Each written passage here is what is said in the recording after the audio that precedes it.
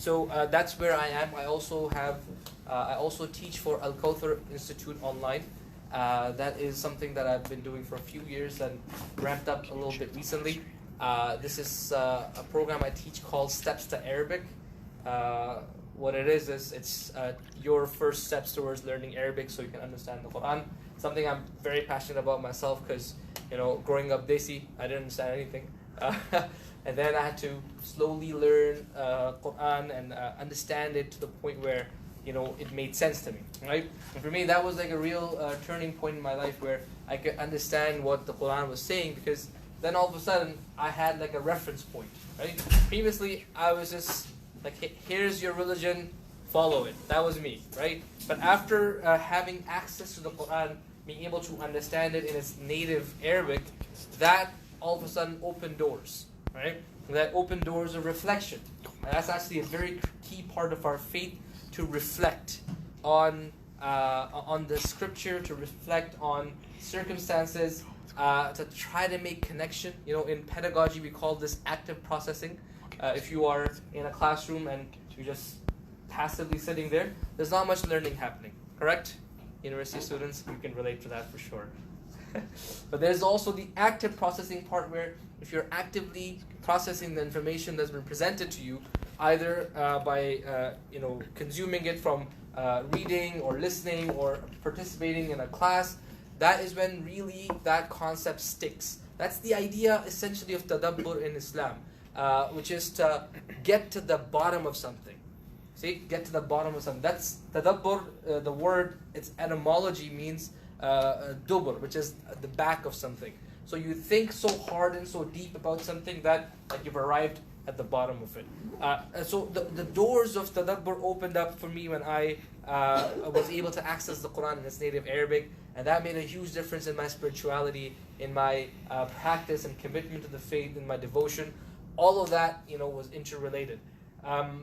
So that was that's why I'm very passionate about this. I really think that all Muslims, particularly Muslims like you who are studying or educated, are going to get degrees and have professional careers, should have an understanding of the Quran that is above basic just rote reading and memorization. It has to be a more meaningful relationship, a relationship that's grounded in understanding of the text, and grounded in then pondering over the text. Consider that the Prophet ﷺ, the first thing he did was what? The first thing he did was he removed himself from society and went to the cave of Hira and had these long moments of reflection. And this is a tradition. It's a time-honored tradition in our faith. There was a Sahabi by the name of Abu Darda. The Sahaba asked him, or his students rather, asked him that, we see that you're quiet a lot. We see that you don't speak too much. What's up with that? And he said that, I like to ponder. Okay? So they asked him, is that something you think that's a good deed? You consider that to be like praying and fasting? He's like, I think that is what gives me my conviction. Bal arahu yaqinan.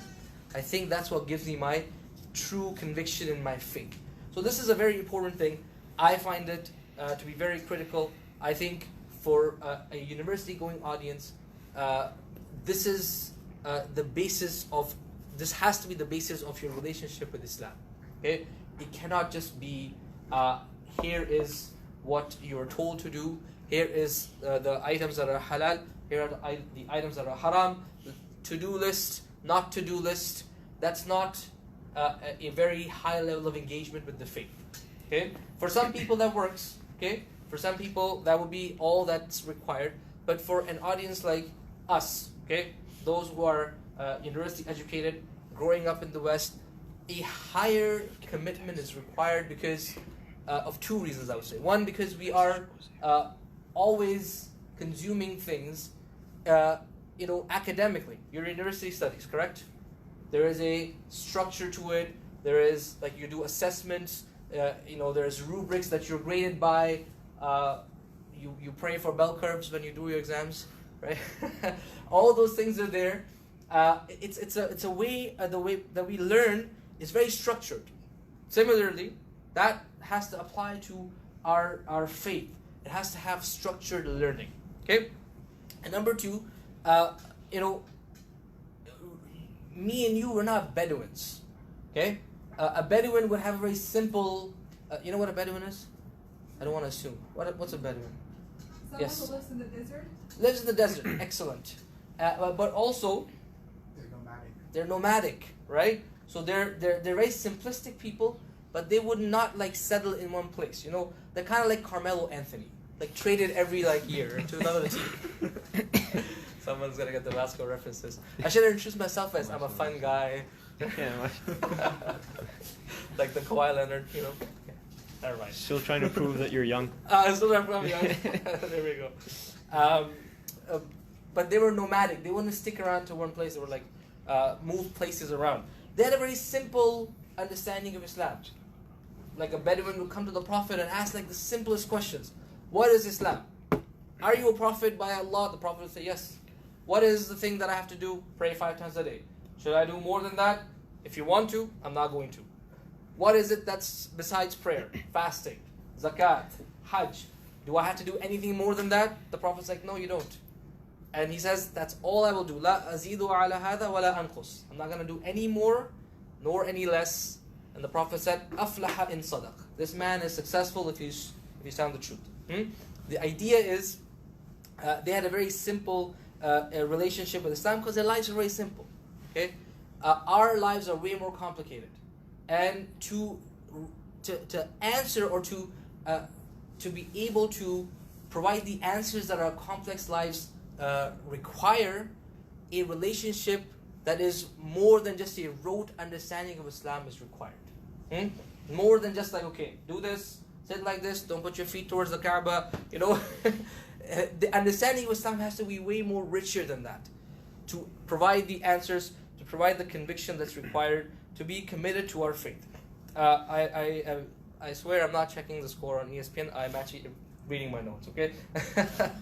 I have to give this disclaimer. Sometimes people think I'm multitasking or something, and sometimes I would check the score. You know, like Ramadan during Taraweeh. You know, Taraweeh we're checking. You know, Raptors are up. It's good. But right now, no, I'm not checking anything. So that's what I would say as an introduction. Like this class, this session, this halaqah, this lecture series, I want it to be at a place where we can think at a higher level about Islam, tadabbur, which is really deep processing, and I will present some ideas. I will present my take on those ideas. I will present my take in light of what the scholars of Islam have said. Okay, but I also want your opinion on that, right? And I want you to hopefully not be shy to share your thoughts. Okay, and also any question that comes to your mind related to the topic or even unrelated, I would like to hear it, because this is that it's going to create that deep processing for all of us, right? That real tadabbur, that deep understanding of the faith. Okay, that's one thing I like to request from you all, inshallah. Is that okay? Not if you're blink once if you're here. Blink twice if you want to be saved and you want to escape. So that's the first thing. I actually want to get to know you all a little bit as well. If there's no easy way to do this. I don't want to say school style. What's your name and what's your grade? I don't want to do that. But how many of you are undergrads?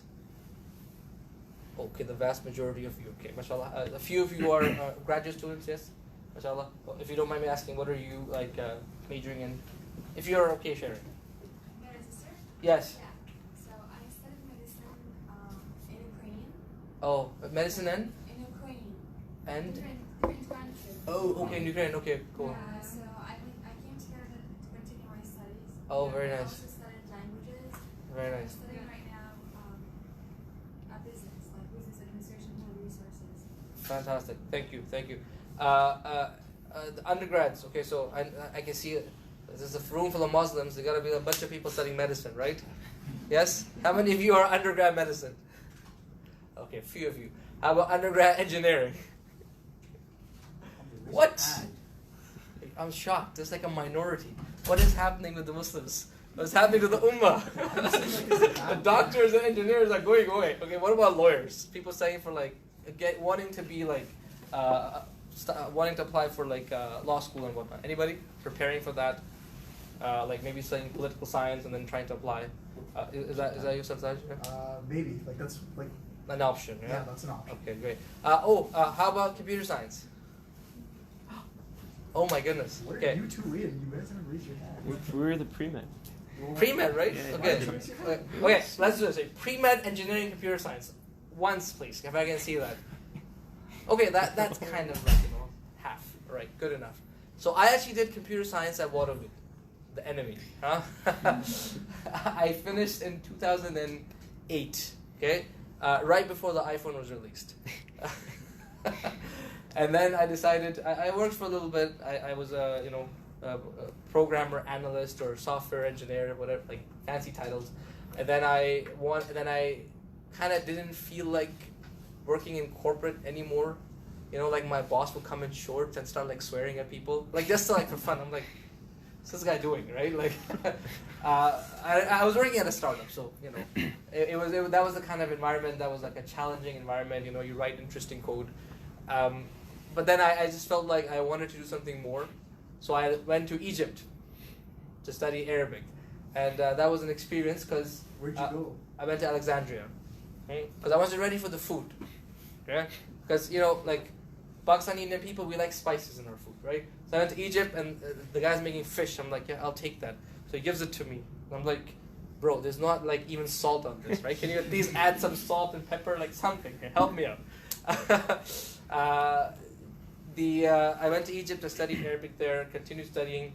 I did a degree in correspondence from Malaysia in Islamic studies. This university is based out of Malaysia. I had to learn the language, Arabic, not just for my own like enrichment, but also to access the classical sources of knowledge in Islam. And then I started to serve at a mosque in Toronto. Anybody know Duckford? Duckford's writing. That's where our mosque was. No. Do you remember Duckford's brother Rawford? Anybody remember him? The mayor of Toronto? The guy's like notorious. So the guy he was caught smoking drugs with were like all Somali guys, and they were all from our masjid. Right? When I was looking at the paper, I'm like, yo, is that Abdullah? What's he doing smoking weed with Rawford or Duckford? Man, MashAllah. So I was in that area. It was a very interesting area. Khalid bin Walid, yes. Oh my God. I was there for about 5 years. What are you doing in your free time, man? Oh, you lived there, Rexdale? I lived in what we call like Dixon. Dixon? MashAllah. Dixon. This man is a real one, MashAllah. You came from Dixon to Western, MashAllah. You made it. I went after that to... I also worked at Bayyinah. Anybody heard Bayyinah before, right? So I was like the Arabic program designer. I worked there a little bit, and then I found myself here in London with you all. Alhamdulillah. So that is kind of like my journey, but computer science is where I started. So I was surprised to not find any fellow computer scientists here. But that's all right. Yes? Sorry to interrupt. Just like a follow-up question with regards to your background. Yeah. So I'm also looking at like some grad courses in Islamic studies. Yes. Not in the Middle East, like in the UK, like Oxford, and in the US, like Georgetown have some pretty good programs. Yes. But they all need Arabic. Is it like mandatory that you study Arabic? Like, did you find that it was an essential part of your curriculum? Like, Yeah. is there any way to like skirt around it? Okay, great question. There's a short answer to this and a long answer. So you're asking the question. I like teach Arabic to people, like alhamdulillah, people attend classes from all over the place, and it's an intense class, right? It's like a 4.5 hour of like drilling Arabic grammar into your head, okay? And people attend it. So I would always advocate for more studying Arabic, not because like it's nice to order shawarmas in Arabic or something. That's not the point. It's because the Quran, right? Allah chose of all the languages to reveal the Quran in, He chose Arabic, right? and there's a depth to the language and the Quran when it's studied in its native language. Okay, that should be goal number one by far. Okay, for, like I said, all Muslims. Okay, but then if you want to study the tradition of Islam, the tradition of Islam is what? It's the people after the Prophet ﷺ. Okay, the people like the Sahaba and the students of the Sahaba, and then their students, and so on and so forth, and all the Imams. If you want to study the tradition of Islam, the goal of the tradition of Islam is understanding what the Prophet ﷺ intended. Right? That's really the goal. For you to be able to access that authentically and have the tools to make up your own mind, you need access to the original sources. Right? You need to be able to read, like, what did like Imam Ghazali himself say, not someone's translation of Ghazali. You need to read like what Ibn Taymiyyah himself said, not someone's translation of Ibn Taymiyyah. Right? That's the essence of it. So I don't think there's a way around it. If you're learning Islam without, like, serious study of Islam is without Arabic, I would say that's enrichment. I would say that's, there's a lot of benefit in that. But if you really want to make up your mind about the tradition, right? Difference of opinion. Why is this? Why is that? That requires a fair bit of understanding of that. But we can talk about that a little bit later, inshallah, if you don't mind. So we have, I think, about half of you. Anybody in like a program that's like really not known for Muslims, but you're in that program and you'd like to share? Like maybe you're in journalism or something? Anybody? So I have a friend who's a journalist, and she was saying, I wanted to be a fashion designer. Okay? And my dad was like, why do you want to be in fashion? No one's going to buy like clothes from you. Okay? Go in journalism. She's like, now hijab is like the best selling thing ever. Everyone's buying hijabs online, and journalists are all freelancers, miskeen, they're looking for jobs. So, if you're in journalism, don't lose hope, though. You can still have a side business of selling hijabs, inshallah. Jokes aside, I do want to, know more about your programs, because it helps me understand kind of where your worldview is. Why Believe? Why Believe is the title. It's a nice title. It's very open-ended.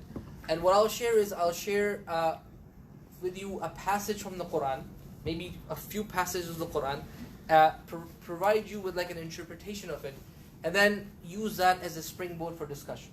Okay? I don't feel that I should just be talking the whole time. I would like to present something and would like to hear what you say, or what you think about it. And I know it's difficult to say something outrageous to somebody in person, or say something difficult to somebody in person. It's a lot easier online, right? Because you can say whatever you want. Just type hit or send or something. But I want you to feel comfortable, and please try to share whatever it is that you think. Why Believe? I want to take us to an ayah of Quran that talks about something that's very pivotal to our faith. Okay, this ayah or this passage is in Surah number 7. Surah A'raf, in which Allah subhanahu wa ta'ala says, وَإِذْ أَخَذَ رَبُّكَ مِنْ بَنِي آدَمَ مِنْ ظُهُورِهِمْ ذُرِّيَّتَهُمْ وَأَشْهَدَهُمْ عَلَىٰ أَنفُسِهِمْ أَلَسْتُ بِرَبِّكُمْ قَالُوا بَلَى. Recall. The word إِذْ in Arabic means to recall something that happened in the past. Recall the following incident. When your Lord took out the offspring from the loins of Adam. Okay? Not lion, because lion is an animal, right? Like loins is like his progeny. Sorry, I teach kids, sometimes I have to like do funny things. I forget.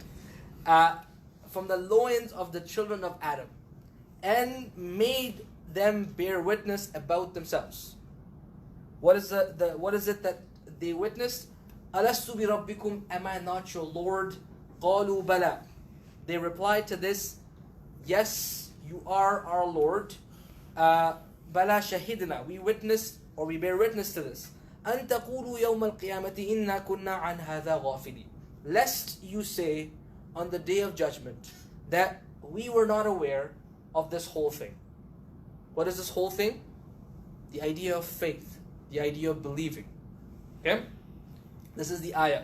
If you want to follow along, I can give you the reference number and then you can follow along like by reading the ayah. Do you want to do that or is that okay? Do you want to, okay, perfect. So if you go to maybe Quran.com, Quran.com is a very good site, and you go /7 then /172. So that's surah number 7, ayah 172. You'll find this ayah right there. Okay. And again, if you can, you have your own app of choice, you can find it on your app of choice as well. Okay? أَن تَقُولُوا يَوْمَ الْقِيَامَةِ إِنَّا كُنَّا عَنْ هَذَا غَافِلِينَ. Lest you say on the Day of Judgment that we were unaware of this whole thing, about this whole idea of faith. What is this ayah referencing? It's referencing an incident that took place when Allah subhanahu wa ta'ala had created the souls of all human beings.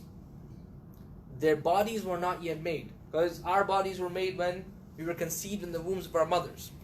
Yes or no? Yes, that's it. You can say yes or no, it's okay. Yes. My feelings will be hurt if you don't say anything. Yes, our bodies are made up when we're conceived by our parents. But our soul was created by Allah subhanahu wa ta'ala well in advance. And this passage is referencing an incident that took place when Allah gathered the souls of every single human being and made them witness that He was their Lord. Okay? Do you remember that? Of course you don't. No one remembers that. What is it then? What is the ayah referencing here then? What the ayah is referencing is something that's called the natural instinct. Fitra. Anybody heard this word before? Fitra? Show of hands, maybe. Few people. Yes, Hamza, you can raise your hand as well. Okay. Why is there such like a reluctance to raise hands? Like slow motion hands going up. I'm not gonna ask you to like come up and like say something or write the spell fitra for me, right? It's like, oh no. Please, share freely. I don't know. Don't be so hesitant. I don't know. Do I look scary like that? I thought I'd just take the topi off and now look more normal. I don't know. But do share. So fitra, if you've heard, and any translations you've heard of fitra, like how would you translate it? Yes. Natural inclination. Natural inclination. Very good. I don't know if you were raising your hand or just like stroking your chin, but I just picked on you. Any other translation you've heard of the word fitra? Perhaps. It's like it's a way to describe a person's moral compass as well, right? Like this is like an instinctive moral compass you have that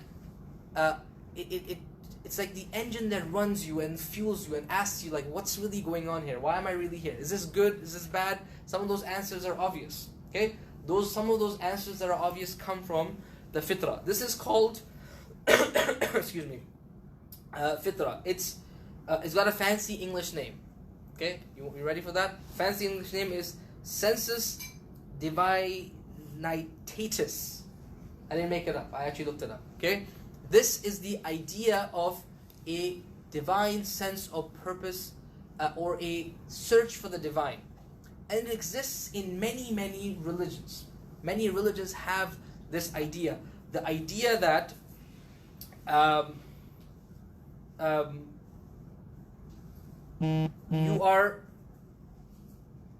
there's a higher sense of existence, a higher power that you recognize by instinct. That is the essential idea of the fitrah. Now, in Islam, this is a lot more codified. In Islam, it's not like we don't say this, that I saw Jesus in my dream and He saved me and hallelujah. Praise the Lord and you're fine. I lived in Texas for a little bit, so I have a ton of stories about Texas. It was hilarious. This is funniest people to meet. So it's we don't believe that, right? If someone says in Islam, I saw the Prophet in my dream and he said to me, you're the best, right? We're like, bro, you've been dreaming like just random dreams, okay? We don't base our spirituality and our understanding of Islam based off of just dreams and whims and desires, okay? Dreams are actually a form of revelation in Islam. It's supposed to, if you're doing something right, encourage you. It's supposed to give you like strength. in times of difficulties. Okay? It's not meant to be like the way you find God. Oh, I saw, this person in my dream and he was saying to follow this person, and this person is now telling me to do something completely like out of bounds of Islam. We don't accept any of that. Okay? In Islam, this idea of fitrah is very much codified. It's codified in this ayah. Allah subhanahu wa ta'ala made all of us witness His presence and Him being our Lord when we were souls, before our bodies and our souls came together.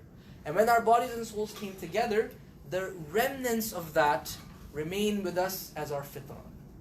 The remnants of that are with us in our fitrah. That's the thing that makes a person seek out a purpose in life. That's the thing that gives a person the understanding that certain things are just good and evil, right? Like universally. Lying universally is accepted to be evil. Even if today, MashAllah, it is prevalent and it's become like an industry. It's a shocking industry actually, how fake news can just spread and you have no control over it. But still, people intrinsically realize it's a wrong thing and realize that telling the truth is the right thing to do. Likewise, people would realize that murder is just wrong, or oppression or stealing is wrong, and justice. There's an idea that's there. These are all things we understand to be fitrah, an innate, instinctual, natural instinct that Allah has created in us.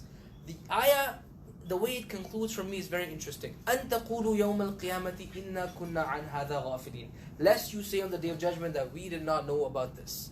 We did not know anything about belief. What the ayah establishes is that every single human being has a basis to be questioned on the Day of Judgment. Every single human being. Me, you, Joe on the street there, right? Some person in the Amazon jungle, some person who lives like maybe 300 years ago in Wisconsin, never heard of the Prophet ﷺ, right? Every single person, right, throughout time that you can think of has been given a basic moral foundation, and that is what they will be questioned upon. أَن تَقُولُوا يَوْمَ الْقِيَامَةِ إِنَّا كُنَّا عَنْ هَذَا غَافِلِينَ. In other words, no one can say on the Day of Judgment that, Allah, I didn't really know anything. Can I just get a free ticket to Jannah, please? Right? That is actually not a legitimate argument. Okay? Every single person has a basis of what they're going to be judged by. Belief. We can't tell who's what. We can't actually know where a person's basis is, because that is truly between Allah and a human being. In the Quran, there's only very few people who are named that are told that they're going to the fire hell. Right? You can count them on your fingers. The Pharaoh, Fir'aun, okay? His cronies, Qarun and Haman, Abu Lahab. Abu Lahab is actually a very interesting example because he was alive when he was told you're going to hellfire. Nobody else in the history of Islam was alive and told you're going to fire hell. He was that person. And that was actually a miraculous proclamation, because when the ayah was revealed, Abu Lahab was alive for another 13 years after that. He could have accepted Islam and shown that revelation is false, just like as like a gimmick, right? But the ayah was a miraculous prediction that this man will never accept Islam, and he is, his end destiny is Jahannam. Okay, but besides that, you don't find people by name, because that's the Quranic way. When we talk about hellfire and heaven, the consequences of belief, we actually don't go by individuals. We talk about groups and characteristics of groups. Characteristics of groups that end up in paradise, characteristics of groups that end up in hellfire.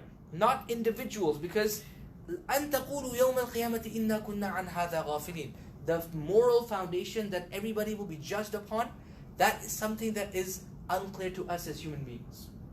But it's 100% clear to Allah, who knows who made what decision, who suppressed what thought, who had circumstances that allowed them to think about the question why believe, and who never had the circumstances to ever think about belief and salvation and practicing and devotion, never had the circumstances to ever do that.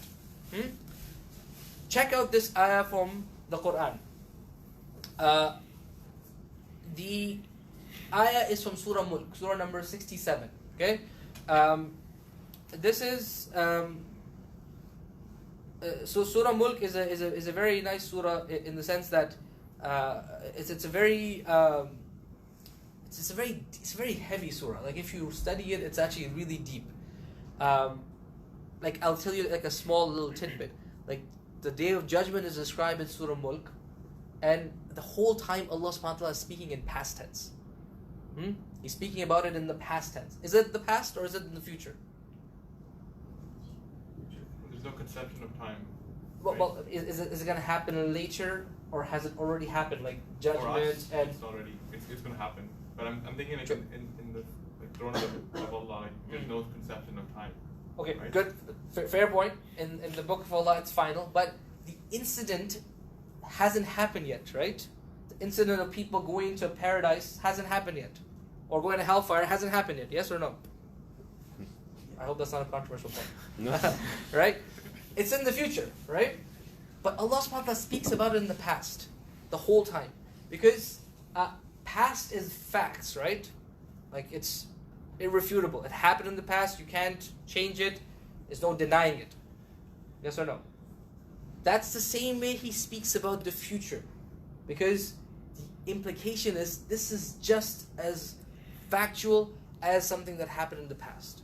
Be just as convinced of it that it will happen as you are convinced that something in the past has happened. Also to Uzair's point, this is also something, the secondary or the complementary interpretation there is also that Allah subhanahu wa ta'ala is speaking about it in the past tense because it's already in His book codified, right? So that is also there, and it's a good interpretation. But it's a deep surah. Surah number 67, ayah number 8, 9, 10, and 11. Very foundational for our belief. Like, what do we believe? And importantly, who we believe is saved. Who we believe has attained salvation. Okay? And we say, La ilaha illallah, Muhammadur Rasulullah, and somebody didn't say that, how do we view that person? And how do I view myself? Okay? This is an important question of what faith represents. The ayah says, كُلَّمَا أُلْقِيَ فِيهَا فَوْجٌ سَأَلَهُمْ خَزَنَتُهَا أَلَمْ يَأْتِكُمْ نَذِيرٌ. Every time a group of people are tossed in hellfire, the guardians of hellfire will ask them, أَلَمْ يَأْتِكُمْ نَذِيرٌ. Did a warner not come to you? Okay? Did no one come to tell you about this? What's the response? قَالُوا بَلَى. They would say, yes. قَدْ جَاءَنَا نَذِيرٌ. A warner came to us. فَكَذَّبْنَا. But we said this is a lie. We called him a liar. فَكَذَّبْنَا is to say someone else is a liar. وَقُلْنَا مَا نَزَّلَ اللَّهُ مِنْ شَيْءٍ. And we said that God didn't reveal anything. There's no such thing as revelation. There's no such thing as, divinely inspired people or divinely inspired revelation. None of that is just all made up stuff. Okay? In antum illa fi dalalin kabir. You are in great error. وَقَالُوا. And they would say, لَوْ كُنَّا نَسْمَعُ أَوْ نَاقِلُ. If only we had heard and reasoned. If only we had not heard ourselves speak, not given into our own prejudices, but maybe heard the evidences that were provided. أَوْ نَعْقِلُ. And then processed it, thought about it. مَا كُنَّا فِي أَصْحَابِ السَّعِيرِ. We wouldn't be here today as the people of this fire. فَاعْتَرَفُوا بِذَنْبِهِمْ. Then they accept their sins, accept that they belong there. فَسُحْقًا لِأَصْحَابِ السَّعِيرِ. Then away with the people of the fire. The idea here, folks, is as follows. The idea here is the ayah establishes a principle for us that every single person, kullama, every single time someone is about to enter the fire of hell, an angel is like verifying. Did you hear about this before? You knew about this, right? And the answer is always what? It's always what? Yep, we knew about it. And not just that we knew about it, we didn't just like hear about it in passing. we were told about it by somebody, and we said that to that person, you're lying. There is nothing like that. God didn't reveal anything. And we didn't really consider their point of view, or we didn't really consider the evidences they brought, and thus فَاعْتَرَفُوا بِذَنْبِهِمْ. We accept our mistakes. Ibn Kathir says that this is إِخْبَارٌ عَنْ عَدْلِهِ سُبْحَانَهُ وَتَعَالَى. This ayah tells us about the justice of God. That He will not punish anybody without giving them the opportunity, without putting them in a situation where they had a chance to succeed. They had a chance to succeed and had a chance to fail. And despite that, they chose, or they ended up failing. And that is when the punishment is due upon them. The idea here is, this is something that bothered me a lot when I was studying Islam, right? I was like, how could this random person go to hellfire? How come my Hindu friends are gonna go to hellfire? I had a lot of trouble with that, right? How is this gonna happen? These people, how do we understand salvation?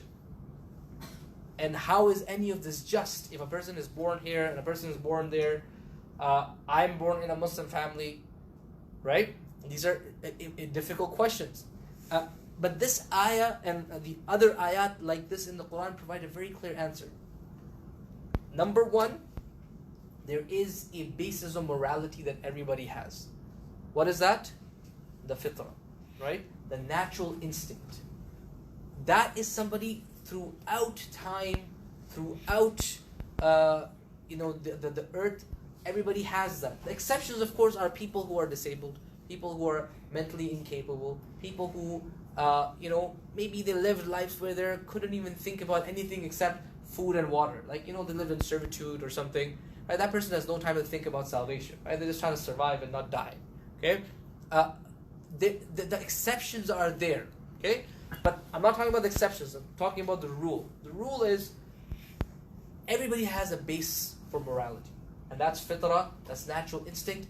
That is something that should ask you to look for your God, to look for your purpose. Do you know what the word kafir means? Yes. Disbelief. Disbelief or disbeliever. Any other meaning for kafir? Comes from the root word for ungrateful. Ungrateful. Excellent. Yes. Denier. Yes. Cover the truth. Cover the truth. There's an occupation, not very popular anymore, but an occupation that used to be back in the day, still today. And those people were called kuffar. What job is this? What's this job of kufr? Telling your kid, I am a kuffar. A farmer. A farmer. Linguistically, a farmer was called a kafir. Okay? That's before the meaning of the word in Arabic meant disbelief. Okay? Disbelief as in your status in the world as you've rejected Islam or have accepted Islam, right? That particular answer to that question. Obviously now that the meaning of the word has changed. But before Islam, these words existed. Correct? And they had meanings. And those meanings are actually quite closely related to the concept. So before Islam, a person would be called kafir who was a farmer. Okay? What does a farmer do? Maybe you've never been on a farm, but maybe you've Googled something. Okay? A farmer tills the land, right? And plants the seeds, and then what does he do with the seed? Covers up the seed. That idea of planting a seed and covering it up, taking it from the light of day to the darkness of the soil, that is the linguistic origin of the word kufr. To take something from the light and bury it in the dark, in the sand. Okay? That is what it used to be before Islam, and still linguistically it's there. Even in the Quran there's one passage where a farmer is called a kafir. Okay? Because it's speaking linguistically. Alright?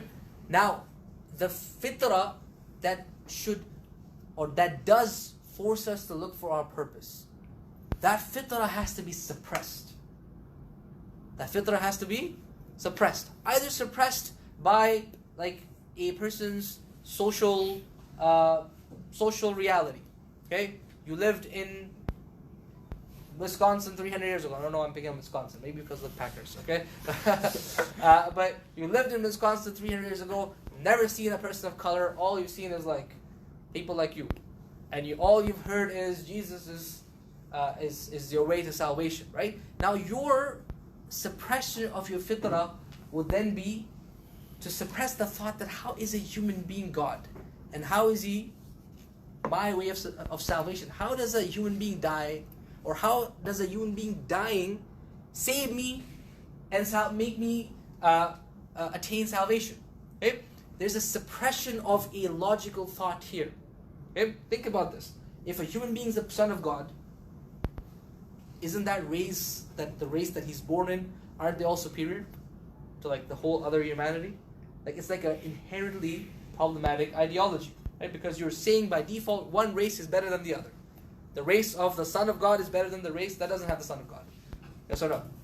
Right? That's the implication. And actually that implication played out itself in many, many historical contexts. Point being, a person's suppression of their fitrah, finding out who Allah is, could have happened because of historical, social circumstances. Could have happened because of desires. Like, whatever. I like to, be fat and happy. Couldn't care less about this whole thing. I'm happy the way I am, and all these concepts, all of this idea of belief, I couldn't care less. I'm going to ignore it. Ignore it until it dies away and is buried deep within your conscience. Okay? That is the idea of disbelief. Who is able to judge that? Who is able to say, you had this, you suppressed it, and you buried it? Me? You? Absolutely not. Only Allah subhanahu wa ta'ala can, right? And that's why the moral basis is given by Allah to everybody, and He's the only one who can judge people on that. That's why He's Maliki Yawmiddin. This is actually the fourth name of Allah that we know in the Quran, right? Like in terms of sequence. First is Allah, second is Rabb, second is Rabb, third is Ar-Rahman, fourth is Ar-Rahim, and fifth is Maliki Yawmiddin, the owner of the Day of Judgment. Everything is His call, 100%. Nothing happens without His approval. Everything, like owning a day means everything in it is by His permission. That's what it's actually entailing. So, no one is able to judge that. That's the baseline of fitrah. Okay? And suppressing that is what linguistically kufr means, and that is something that everybody will be held accountable for. And the second part is, nobody is going to be banished to the fire of hell without having a fair shot, without having a fair chance at attaining salvation. Because those ayat are very clear. Those ayat are crystal clear. Every time someone is going to the fire of hell, they're asked, did you know about this? They're like, yeah, we knew about it. And we said, this is all false, and that's why we belong here. And this is not like an ambiguous text that's open for interpretation. This is a clear-cut text.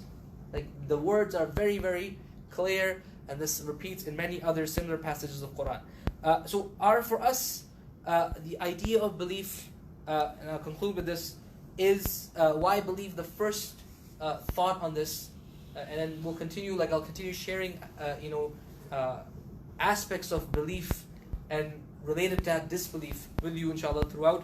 Is firstly to understand our natural instinct, the fitrah that Allah has created us on. That is a perception of a higher power by instinct, and a person suppressing that is the essence of kufr. Number one. And number two, nobody is banished to the fire of hell until and unless they have heard the message. Who is the judge of that? Who? Not me, not you. The judge of that is Allah subhanahu wa ta'ala. Right? Alright, I'll leave that and then we'll have some Q&A. Sister, you have a question?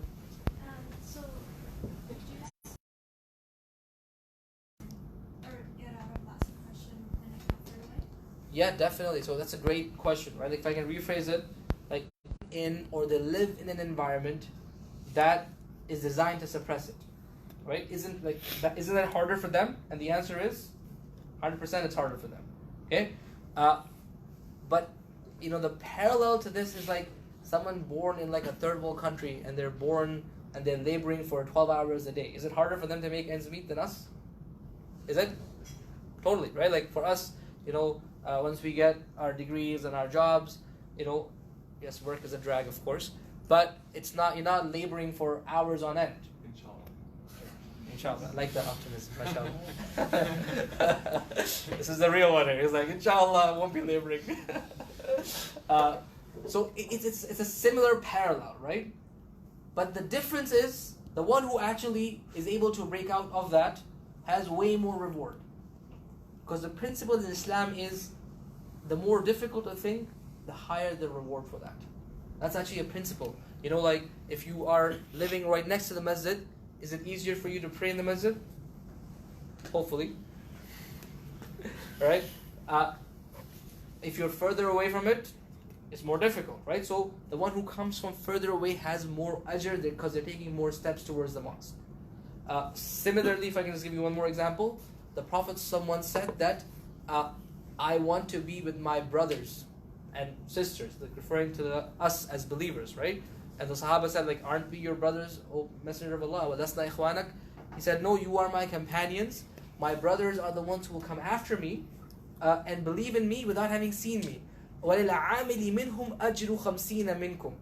The one who is devoted and is doing good deeds from them has the reward of 50 of you.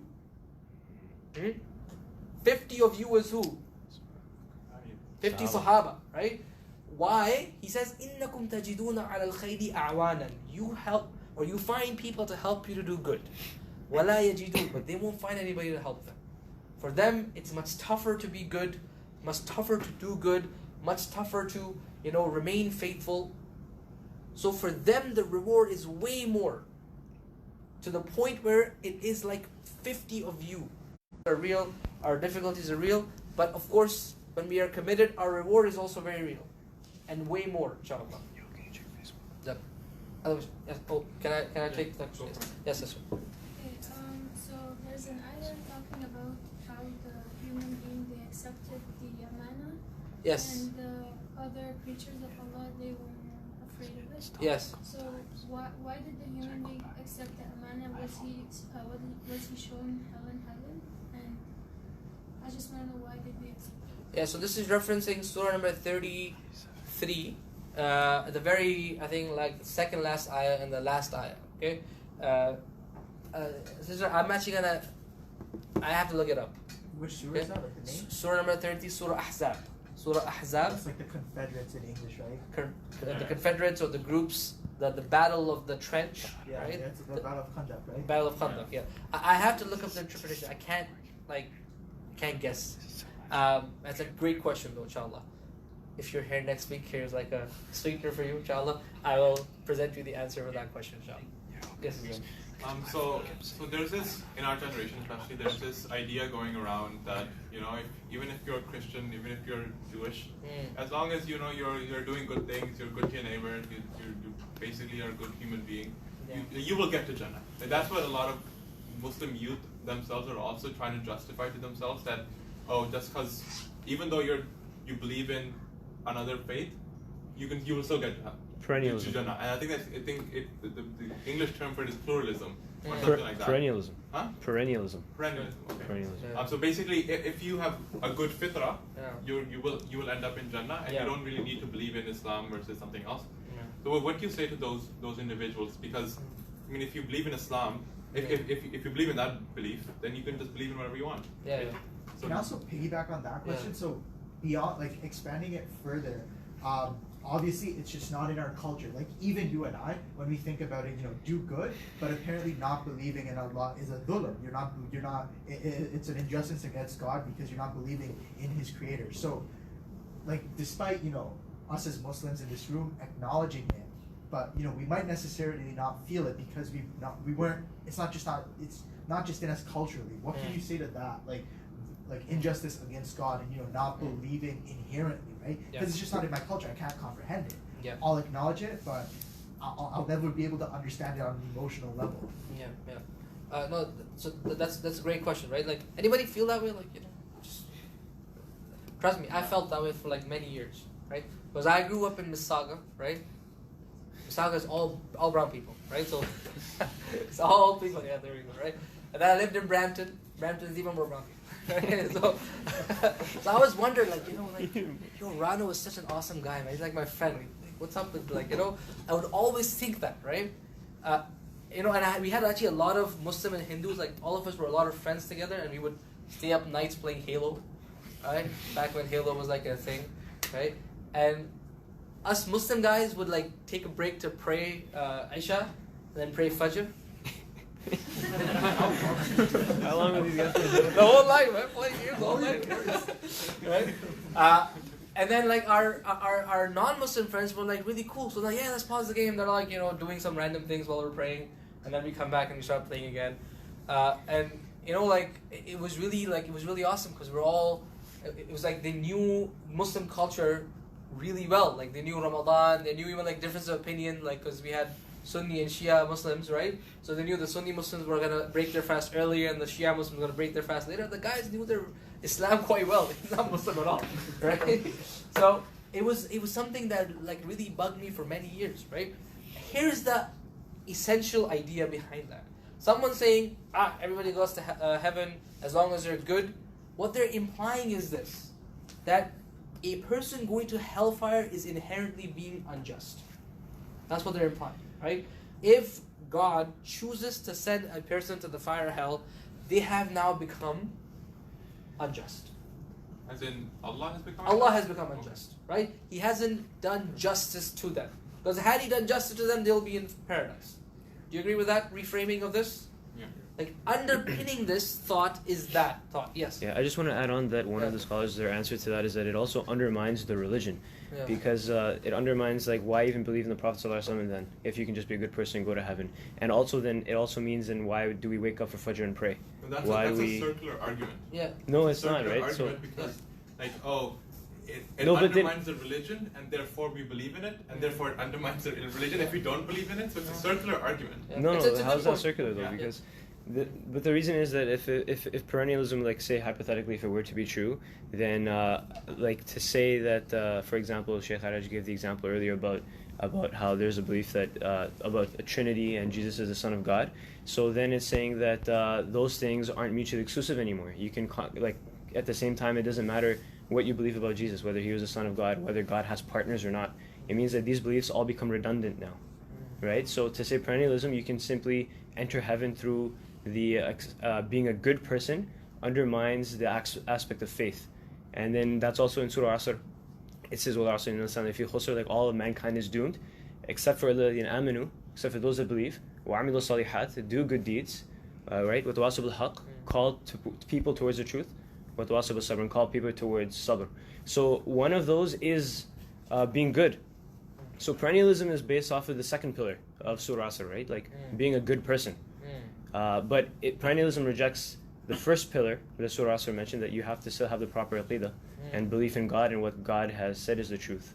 So that's the thing with perennialism, and it's really hard growing up in the West that you see good people and they have 2 out of 3 down, but if you get 2 out of 3 on a test, you could still fail that test, right? Like you need the passing score that Allah subhanahu wa ta'ala said is the passing score. MashAllah, well put. That's really awesome. If I can add to that, right, is that the idea, again, is the thing that bothers a person that leads them to this conclusion would be that how can a good person end up in hellfire, right? That's unjust, right? That's the crux, like boiled down or stripped down to its bare bones. That's the argument. This is a good person. How can they be punished forever? How is that just? How can a loving, just God do that? Quoting Jay-Z here. Old Jay-Z, maybe you guys don't know that stuff. But here is an interesting argument. That's it, right? The Quran's argument is exactly refuting that. Because the Quran's argument is what? Every time a person goes to the fire hell, they're asked, did you know about this? Did the warner come to you? And they will say, yes. We said the warner came, number 1. We said to the warner, you're telling a lie. Number 3, God didn't send any revelation. Nothing like this. And number 4, فَاعْتَرَفُوا بِذَنْبِهِمْ, they will accept their flaws. They will accept that they belong here.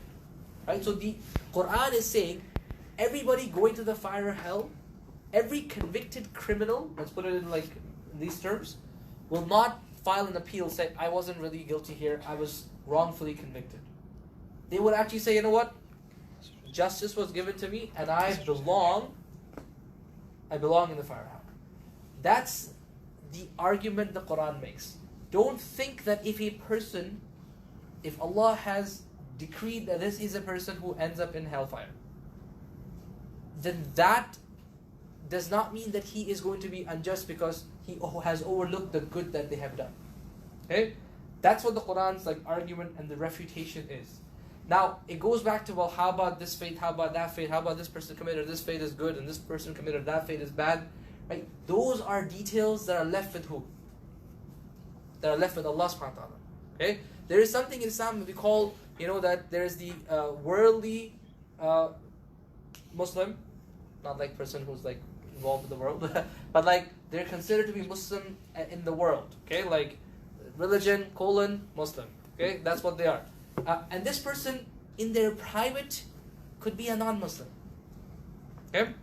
But when they are living and dying, they're treated as a Muslim. So their janazah is prayed. Their inheritance is distributed amongst their Muslim relatives, right? They marry a Muslim, they live in they live a Muslim life, okay? And then there is a person who could be